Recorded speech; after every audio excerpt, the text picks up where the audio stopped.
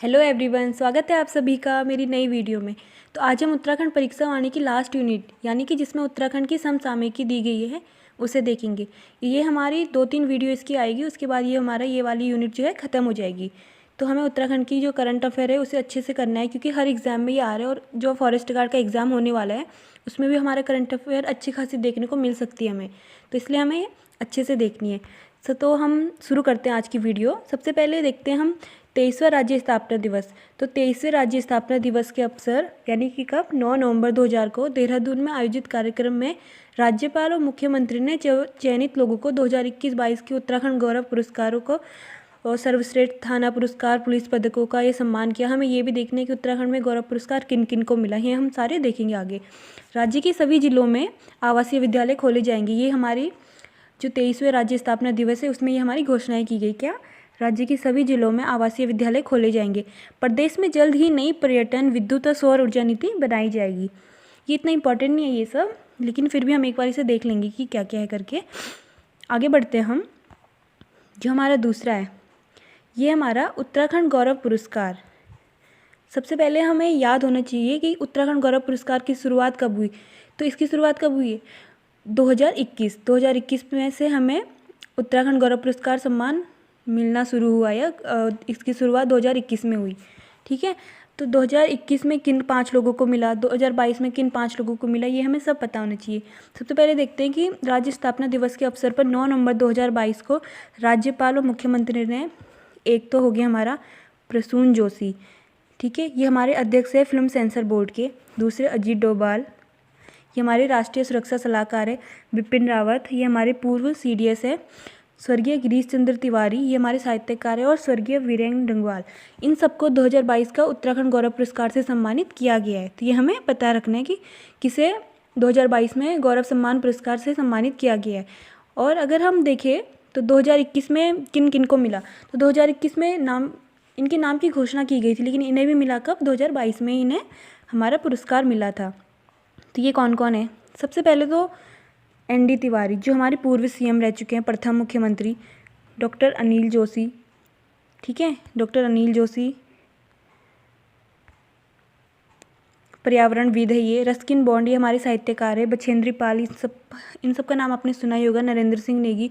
तो इन सबको 2021 के लिए हमारे क्या मिला है? गौरव सम्मान पुरस्कार। लेकिन इन्हें मिला कब है? इन्हें मिला ये 2022 में है, लेकिन ये 2021 के लिए नामित किए गए थे, ठीक है। ये सब हमें याद रखना है। आगे देखते हैं हम। उल्लेखनीय है कि उत्तराखंड गौरव पुरस्कार की शुरुआत 2021 में की गई थी और इसके प्रथम संस्करण के लिए चयनित 5 नामों की घोषणा राज्य के 22वें स्थापना दिवस के अवसर पर ही की गई थी, लेकिन पुरस्कारों का वितरण नहीं हो पाया था। इस पुरस्कार में 1 लाख रुपये, प्रशस्ति पत्र और प्रतीक चिन्ह दिए जाते हैं। तो इसमें हमें याद रखने की गौरव पुरस्कार में हमें कितने लाख रुपये दिए जाते हैं? तो 1 लाख रुपये दिए जाते हैं। अगला हम देखते हैं मुख्यमंत्री लखपति दीदी योजना। तो मुख्यमंत्री लखपति दीदी योजना की शुरुआत कब हुई? 4 नवंबर 2022 को। तो ये हमें याद रखना है कि 4 नवंबर 2022 को लखपति दीदी योजना की शुरुआत हुई और मुख्यमंत्री पुष्कर सिंह धामी ने मुख्यमंत्री लखपति दीदी योजना का शुभारंभ किया। इस योजना के तहत क्या लक्ष्य है कि 2025 तक स्वयं सहायता समूह से जुड़ी 1.25 लाख महिलाओं को लखपति बनाने का लक्ष्य है। इस योजना के तहत ऋण, तकनीकी मार्गदर्शन, प्रशिक्षण व उत्पादनों के विपणन की सुविधा देने की व्यवस्था है, ठीक है। आगे हम देखते हैं नंदा देवी वीरता सम्मान। तो नंदा देवी वीरता सम्मान हमारा 1 नवंबर 2022 को श्री नंदा देवी राज्यात पूर्व पीठिका समिति की ओर से देहरादून में आयोजित सम्मान समारोह में प्रदेश की 15 महिलाओं को नंदा देवी वीरता सम्मान से सम्मानित किया गया। कब? 1 नवंबर 2022 को। तो ये सब हमारे लेटेस्ट करंट अफेयर है और जो हमारी उत्तराखंड परीक्षा वाणी की नई एडिशन है ये उस बुक से है, तो इसमें सब हमारा नया डाटा है। तो ये सब हमें याद रखने हैं एक बार के लिए। आगे हम देखते हैं गंगोत्री, यमुनोत्री, केदारनाथ व हेमकुंड के कपाट कब बंद हुए। ये क्वेश्चन आएंगे नहीं, बट एक बार क्योंकि बुक में तो हमें देख लेते हैं एक बार। तो भैया दूज के अवसर पर यानी 27 अक्टूबर 2022 को केदारनाथ और यमुनोत्री के कपाट, अन्नकूट के अवसर पर यानी 26 अक्टूबर को गंगोत्री के कपाट और 10 अक्टूबर को हेमकुंड साहिब के कपाट बंद किए गए, जबकि बद्रीनाथ का कपाट 19 नवंबर 2022 को बंद किया गया, ठीक है। ये हमें याद रखना है। आगे देखते हैं इस बार गंगोत्री यमुनोत्री की कपाट 3 मई 2022 को, केदारनाथ की कपाट 6 मई को और बद्रीनाथ का कपाट 8 मई को, हेमकुंड साहिब का कपाट 22 मई को खोला गया। अगर हम 27 अक्टूबर 2022 तक के आंकड़ों के अनुसार देखें तो इस बार रिकॉर्ड 45 लाख से अधिक लोगों ने चार धाम का दर्शन किया है। ये ऐसे ही है कि बुक में है तो हम देख लेंगे, वरना ये क्वेश्चन आने मतलब नहीं आएंगे शायद। 22 मई 10 अक्टूबर 2022 तक हेमकुंड साहिब में 2,47,000 लोगों ने मत्था टेका था। ठीक है, ये हमें देख लेंगे। आगे देखते हैं हमारा ये क्या है, हमारा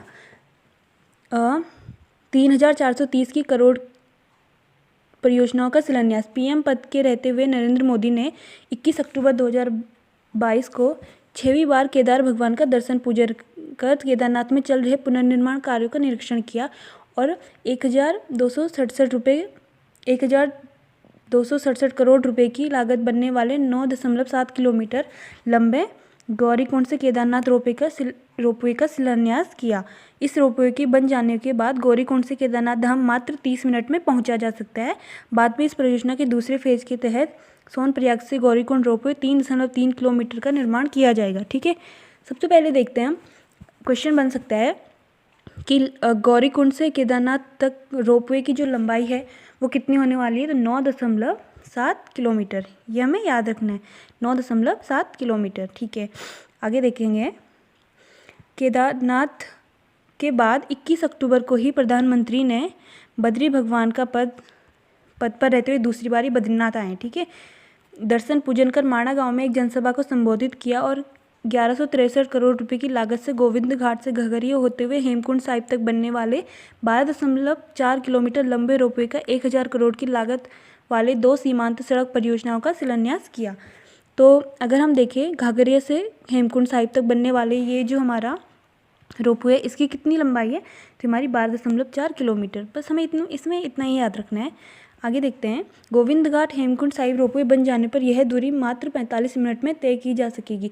इस रोपवे से घाघरिया में उतरकर फूलों की घाटी भी जाया जा सकेगा। यह विश्व का सबसे लंबा व सर्वाधिक ऊंचाई पर स्थित हमारा रोपवे होगा। ठीक है, ये देख लेंगे।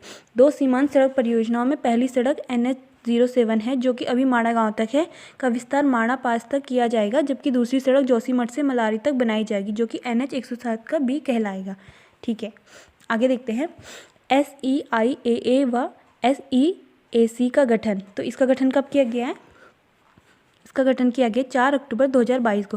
केंद्रीय पर्यावरण वन व जलवायु परिवर्तन मंत्रालय की ओर से 4 अक्टूबर 2022 को जारी अधिसूचना के तहत राज्य सरकार ने 19 अक्टूबर 2022 को राज्य स्तरीय पर्यावरण प्रभाव आकलन प्राधिकरण व राज्य स्तरीय विशेषज्ञ मूल्यांकन समिति का गठन किया गया है। ठीक है, और जो हमारा SEIAA का अध्यक्ष भारतीय वन सेवा के सेवानिवृत्त अधिकारी अमूल्य रतन सिंह को, जबकि SEAC का अध्यक्ष शैलेंद्र सिंह बिष्ट को बनाया गया है। ठीक है, इतना हमें याद रखना है इसमें। आगे देखते हैं हम। जमरानी परियोजना हेतु निवेश की मंजूरी। जमरानी परियोजना हमारी ये हमारी किसी एग्जाम में भी आई थी क्योंकि इम्पॉर्टेंट है। ये पहले तो ये देख लेंगे कहाँ है, तो ये गोला नदी पर है। गोला नदी पर हमारी जमरानी परियोजना है। तो 18 अक्टूबर 2022 को नई दिल्ली में एक बैठक हुई जिसमें नैनीताल में काठगोदाम से 10 किलोमीटर गोला नदी पर प्रस्तावित 2,584.10 करोड़ की लागत वाली जमरानी बहुउद्देश्य बांध परियोजना के लिए प्रधानमंत्री कृषि सिंचाई योजना के तहत 90 व 10 के अनुपात में निवेश की मंजूरी मिल गई है। अर्थात इस परियोजना की लागत का 90% तो हमारे केंद्र सरकार और 10% हमारी राज्य सरकार देगी। ठीक है, यह परियोजना 47 वर्ष पुरानी है।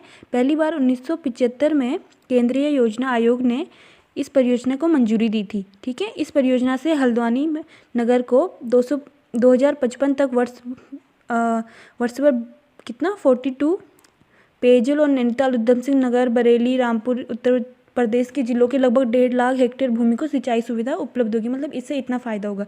इस पर 14 मेगावाट की जल विद्युत उत्पादन प्लांट भी लगाया जाएगा। ठीक है, इस परियोजना के तहत 150.6 मीटर ऊंचा व 480 मीटर चौड़ा बांध बनाया जाएगा। तो ये थोड़ा इंपॉर्टेंट हो जाता है कि कितने इस बांध की ऊंचाई है, ये सब कुछ, ठीक है। तो ये हमारी 150.6 मीटर ऊंचा और 480 मीटर चौड़ा बांध है, तो ये हम देख लेंगे। आगे हम देखेंगे डॉक्टर संपूर्णानंद दूरबीन।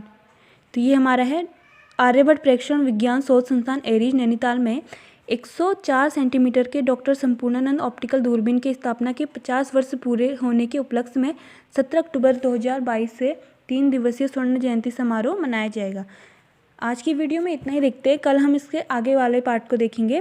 तब तक के लिए थैंक यू। अगर आपको वीडियो पसंद आई है तो लाइक करें, ऐसी और वीडियो देखने के लिए चैनल को सब्सक्राइब करें। धन्यवाद।